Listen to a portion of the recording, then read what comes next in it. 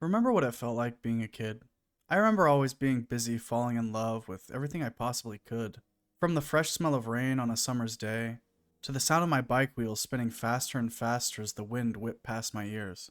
Playing make believe with my friends in the woods, staying up late with my siblings on Christmas Eve, laughing about the same silly noise being repeated over and over again. The long car rides home from a day at the beach, pretending to be asleep so your dad had to carry you inside and tuck you in. The excitement of pulling up to Blockbuster Video. The friendships, the love, the tears, the newness of absolutely everything. The feeling of true contentment. A time full of infinite possibilities where anything was possible if you just believed in it. If I had to pick something that really defined my childhood, though, it would be media. I think that would be most millennials' answer. Movies, cartoons, music, and games. We really had some bangers back in my day. You still can't go anywhere without the chance of seeing SpongeBob in some capacity. And don't even get me started on Shrek. My bus driver would play All-Star almost every morning on the way to school. If I was lucky, I would get the chance to sit next to some of the older kids and watch them play Pokemon on their Game Boys. I was always mesmerized by what I was witnessing. An entire world, stuffed inside of some third grader's pocket. Little did I know that the concept of entire worlds fitting into your pocket was about to become a main stage in day-to-day life for everyone. I've always been enamored by games. Some of my earliest memories revolve around me playing Mario on the NES and watching the Pink Panther cartoon with my mom before I went to bed for the night. I loved movies and games, and I loved sharing my love of them with everyone around me. I still do. One of my all-time favorite movies is called Kiki's Delivery Service, and I have loved it since I was a child. I've talked about it on my channel before, and it's what inspired me to do this video. Kiki's story inspires me in a lot of ways. It's a coming-of-age story produced by Studio Ghibli about a young witch finding her way in the world. If you haven't seen it, please go watch it after you're done watching this video. I used to sit in my room and build the city of Kuriko, the city in Kiki's Delivery Service, out of all my Legos. Legos were always my toy of choice. It gave me so much freedom to create and go wherever I wanted to go in my imagination, to visualize everything and make it a reality. I would imagine I was Kiki going on deliveries and talking to Gigi. I so desperately wanted to live in that magical world, so I would pretend I was there most of the time. Nothing would have made me a happier kid than real magic existing. I think that still might be the case for quote-unquote adult me as well. I was also naturally a fan of Harry Potter. There wasn't a kid in my neighborhood that wasn't. All of us neighborhood kids would spend our days and nights running around each other's backyards pretending to be wizards and witches. I was always lucky enough to have the role of Harry. My mom and friends would tell me I resembled Daniel Radcliffe all the time, although I never really saw a resemblance myself. My best friend was a redhead, so I'll let you guess who he got to be. I had my mom write down 2 copies of the acceptance letter from Hogwarts one summer to send to me and my best friend so he would think we had been accepted. I had him convinced for the entire summer that if we just believed hard enough, that we would open up a portal to Hogwarts. That was the best part about being a kid. The thought that anything was possible.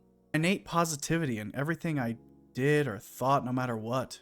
I was also a diehard fan of SpongeBob, and he really said it best. If you believe in yourself, and with a tiny pinch of magic, all of your dreams can come true. A throwaway gag line for the average mom or dad watching for a quick chuckle, but an absolute truth if you were a child. There wasn't anything funny about it for me at the time. Dreams did come true if you believed hard enough. Magic seemed to be everywhere when I was a kid. It was at the beach, in my backyard, in my dreams, and in my school. I remember the day that grand illusion of youth was shattered. The unfortunate and untimely demise of my naivety. In my mind, there is no better way to sober up a kid from their youth faster than treating them like they are an adult.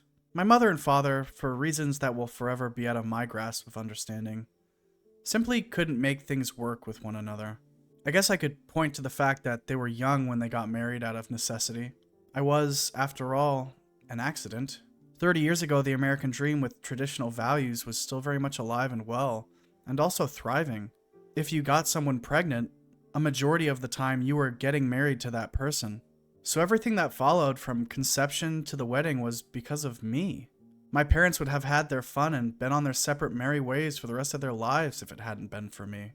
I would imagine in some ways I took a lot of their anger and resentment that would have haunted them from time to time. My existence being a constant reminder of their own lost youth and time with someone they never had any desire to actually love or be with in the first place. To their credit, they did make it work for a while. My earliest memories are some of my happiest. I'm not here to say that my childhood started off bad or even was all bad. I'm saying that after years of putting up with one another for the sake of the kids, that my parents began to heavily resent one another and began lashing out at their own children. Whether it was intentional or unintentional, the fact remains, it was not a good time in my life. On the outside looking in, everything seemed to be okay. My dad had a great job. My mom worked part-time for some extra money. We had 2 cars, a big 2-family home in a small suburb with a backyard, and we were an hour away from the beach. When I looked at my life and my family's life, how could I imagine that my parents were not happy? It was paradise to me. But all good things must come to an end. As I began to grow, so did the cracks in the grand illusion that they had painted for their children. There were nights where I couldn't sleep because of yelling matches between the 2 of them or physical altercations where I would have to intervene. It escalated as time went on in terms of levels of violence and frequency. There would be nights that I would be home alone and times where I was expected to help my brother and sister. I was becoming a punching bag for my parents. Towards the end of this time in my life, my parents weren't around a lot. They began going out a lot more, drinking and partying, leaving us kids with babysitters we barely knew so they had a chance to try and fix their failing marriage with a bottle and some blow. It wasn't your stereotypical date night, but simply a chance to numb the pain they found themselves in day after day. The day that everything changed was the day I was faced with the reality of my situation. My mom had finally had enough. I will never know the exact details of everything, however. I do know that my mother was making a decision that she thought was best for her and her children. Whether it was an act of selfishness or selflessness is up for debate in my family depending on who you ask. What was certain is that she gave me a choice. She was packing the car in a frenzy, trying to get me, my brother, and sister all into the car before my dad came home from wherever he was at the time. He was a heavy drug user and was very unpredictable at this point.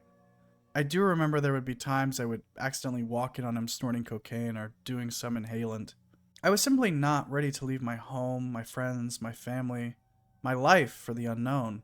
I had so much I still wanted to do and see in my hometown.